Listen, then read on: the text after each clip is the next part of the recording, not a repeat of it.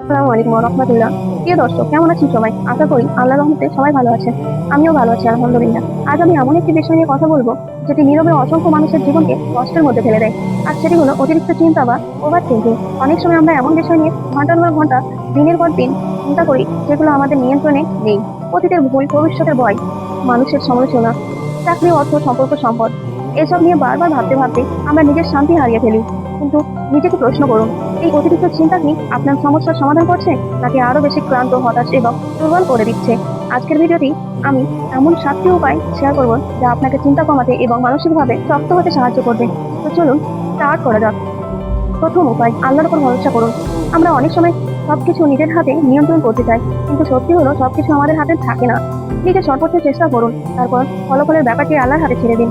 যখন একজন মানুষ আল্লাহর উপর ভরসা করে, তখন তার অন্তরে এক ধরনের প্রশান্তি নেমে আসে। দ্বিতীয় নম্বর, যা দ্বিতীয় উপায়, বর্তমানকে গুরুত্ব দিন। গতকাল চলে গেছে আর আগামীকাল এখনো আসেনি। আমাদের হাতে আছে শুধু আজকের দিনটা। তাই অতীত নিয়ে আফসোস না করে এবং ভবিষ্যৎ নিয়ে অযথা ভয় না পেয়ে আজকের কাজ আজই করুন। তৃতীয় উপায়, নিজের চিন্তাগুলো লিখে রাখুন। মাথার ভিতরে হাজার চিন্তা ঘুরপাক খাওয়ার চেয়ে একটি খাতায় লিখে রাখুন। দেখবেন অনেক চিন্তাই অপ্রয়োজনীয় মনে হবে। এটা মনকে হালকা লাগবে। চতুর্থ উপায়, দোয়া, জিকির ও কোরআন তেলাওয়াতের অভ্যাস করুন। যখন মন অস্থির হয়ে যায়, তখন কিছু সময় আল্লাহকে স্মরণ করুন। নিয়মিত জিকির, দোয়া এবং কোরআন তেলাওয়াত হৃদয়কে প্রশান্ত করে এবং আশা জাগায়। পঞ্চম উপায়, নিজেকে ব্যস্ত রাখুন। খালি মন অনেক সময় অপ্রয়োজনীয় চিন্তার জন্ম দেয়। নতুন কিছু শিখুন, পরিবারের সঙ্গে সময় কাটান, অথবা নিজের কোনো ভালো দক্ষতা গড়ে তুলুন। ষষ্ঠ উপায়, নিজেকে অন্যের সাথে তুলনা করবেন না। প্রত্যেক মানুষের জীবন আলাদা, পরীক্ষা আলাদা এবং সময়ও আলাদা। তাই অন্যের সাফল্য দেখে নিজেকে দুর্বল ভাববেন না। সবার যাত্রা সবার জন্য এবং আপনার যাত্রা আপনার জন্য।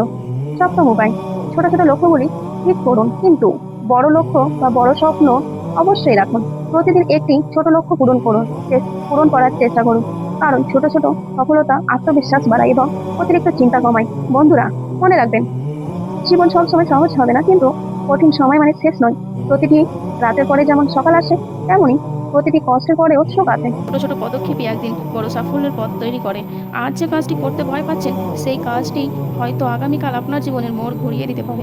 তাই হতাশ হবেন না, আল্লাহর উপর ভরসা রাখুন, 5 ওয়াক্ত নামাজ আদায় করুন, দোয়া করুন এবং নিজের অর্জনের জন্য নির্লস পরিশ্রম করুন। কারণ আল্লাহ তাআলা পরিশ্রমকারীদের পরিশ্রম কখনোই বিফল করেন না। আজ নিজেকে একটা প্রতিজ্ঞা নিতে পারেন, আপনি হার মানবেন না, চেষ্টা চালিয়ে যাবেন, কষ্ট হলেও। আর আল্লাহর উপর ভরসা রাখবেন, একদিন অবশ্যই সফল হবেন ইনশাআল্লাহ। আপনি যদি এই ভিডিওটি উপকারী মনে করেন, তাহলে অবশ্যই একটি লাইক দিন আর আপনার প্রিয়জনদের সঙ্গে শেয়ার করুন, এবং এমন আরো মোটিভেশনাল ভিডিও পেতে চ্যানেলটি সাবস্ক্রাইব করুন। দেখা হচ্ছে নেক্সট ভিডিওতে। আসসালামু আলাইকুম, বাই বাই গাইস, আল্লাহ হাফেজ।